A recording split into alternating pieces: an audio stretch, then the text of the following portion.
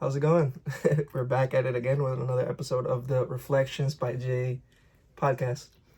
We're still not studio grade, but we're working on it. That's the best part, is the growth along the way, right? I'm kind of just sharing my thoughts and discovering what works and what doesn't work, but just let it be, right? So something came to mind today, and it was the idea of a struggling artist and how people romanticize it. They romanticize artists, but not necessarily for their art. In some cases, yes, of course, we appreciate the expression and the creativity that artists bring to the world when they create their art, whatever form it may be, right? Music, painting, writing, whatever your art may be, because art is quite a broad thing. Art isn't a specific thing. I think art, the best way to describe it is expression, right? People whose career is basically to express themselves creatively. And so back to the idea of people romanticizing art, or they romanticize artists not so much for their art, but more so for their archetype in relation to the struggling artist. I think everybody has a level of respect or admiration or even a little bit of envy to people who dedicate their lives to their art. And regardless of the circumstances and the situations, and no matter if it yields much monetary gain for them, they still do it. And so a lot of struggling artists, you think of a guy living in a studio paying $600 a month for rent without a bathroom of his own or a stove, just trying to make ends meet.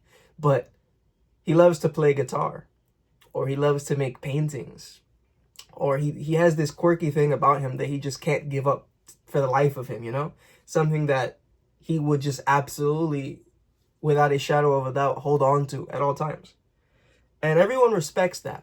I think everyone respects that, everyone's like, yeah, go chase your dreams, go make it happen. And especially with social media, scrolling, getting your fair share of motivational content, talking about, chase your dreams, make it happen, bro. Fail. Everyone would like to do it. Everyone admires it, to the people that actually dedicate their lives to their art and to their dream, and not having a plan B or a second option or a more realistic option in case things go wrong. But that's where it kind of ends. People just admire it. People admire it, but people wouldn't dare to do it. And it comes to that idea of security.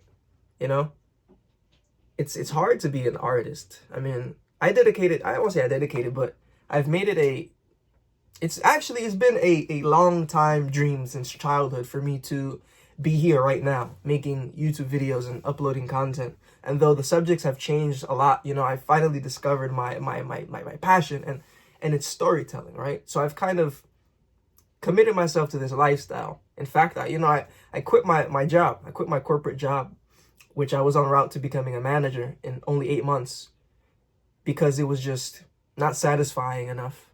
And yeah, it hit monthly quotas, and I get bonuses, and and I got to go on vacation, but it just wasn't satisfying. I didn't see myself ascending up a ladder and sitting in an office all day and picking up phone calls and doing paperwork. I genuinely didn't want that. And it's always been in the back of my mind to make content. So I quit because of that, and I embraced the struggle. I became a struggling artist in many ways. Many ways were detrimental as well. It's been almost a year now. Actually, it's been almost a year now. And I've made YouTube videos. I've uploaded 30 videos since I started my channel, which is an accomplishment of a great scale, regardless of how many subscribers and the fact that I haven't made a penny from it, but it's something I'm really committed to, And everybody wants to be a content creator, of course, but not everybody wants to be a content creator when you've uploaded 10 videos in a row and you've posted across all your socials, and you've tried different sounds, you've tried messing around with captions, you've tried changing this. Like, you've tried everything, right? You've put your links in your bio, you've sent videos to your friends who are, you know, the people you would figure would watch it and support it unconditionally, and you figure out they don't watch it. And you upload 10 videos in a single month and you get no exposure and you make zero money from it. And the people around you, your loved ones, you know, some people are telling you to be more realistic, or they're downplaying on your little YouTube channel and the things that you hope to accomplish, or they try to nudge you in a different direction than the one you set out to go in, right? And that's, I would say that's the best part of the journey, right? I'm not an expert in anything. I wouldn't call myself an expert in anything, but the thing I'm most qualified in, the one thing I can claim expertise in, is my own life, is knowing myself, what type of person I am, what type of person I've been, what type of person I want to be, and sort of what is required for me to get there, right? A couple of years ago, I decided to stop staring at the gap and start building the bridge. And though progress is never linear and often doesn't look like what you expect it to look like, I wouldn't want it any other way. And so storytelling is the medium by which I want to leave my impact. Storytelling is my art, I would say. Why tell stories? Well, stories are adventures. Stories are journeys, you know? If you're able to sit in a room full of strangers and captivate people and draw their attention with words alone, then you have a gift. You have a gift, you know? Being able to sell yourself is perhaps the most important thing to be able to sell.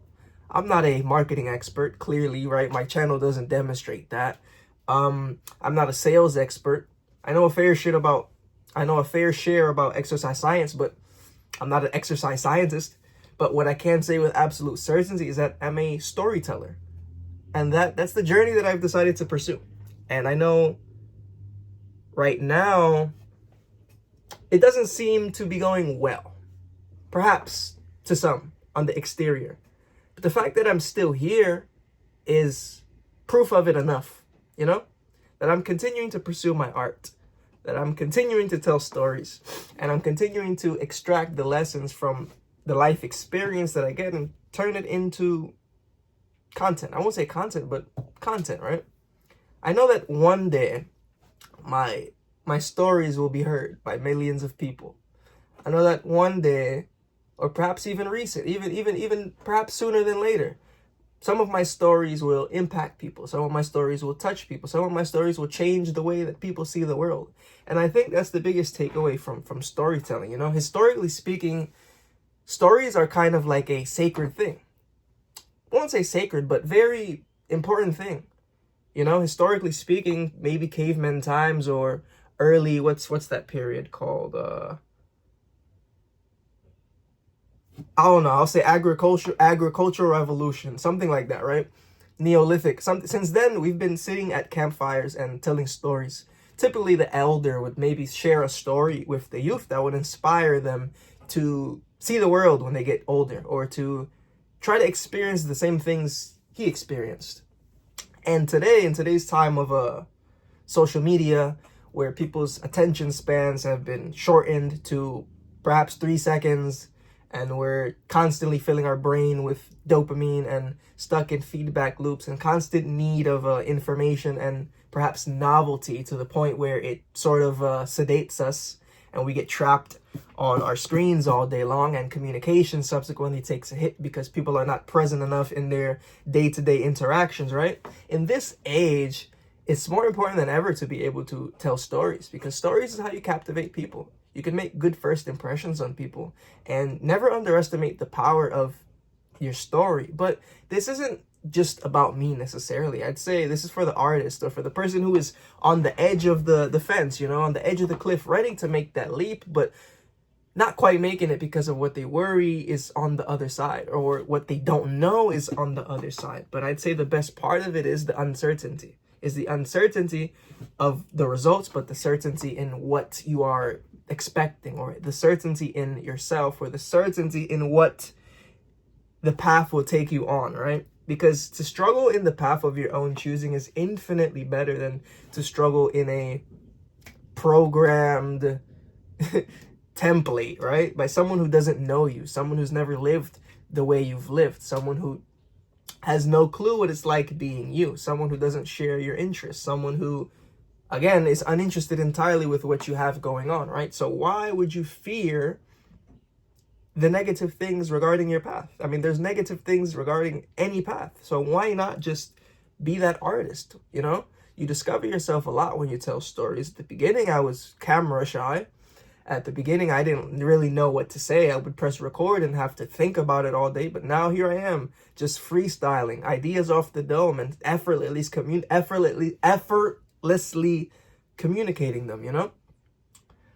My biggest takeaway from this is that your story matters. It doesn't matter if someone tells you that your story doesn't matter. It doesn't matter if you think your story is insignificant, because there is someone who will relate to you on something, on any level.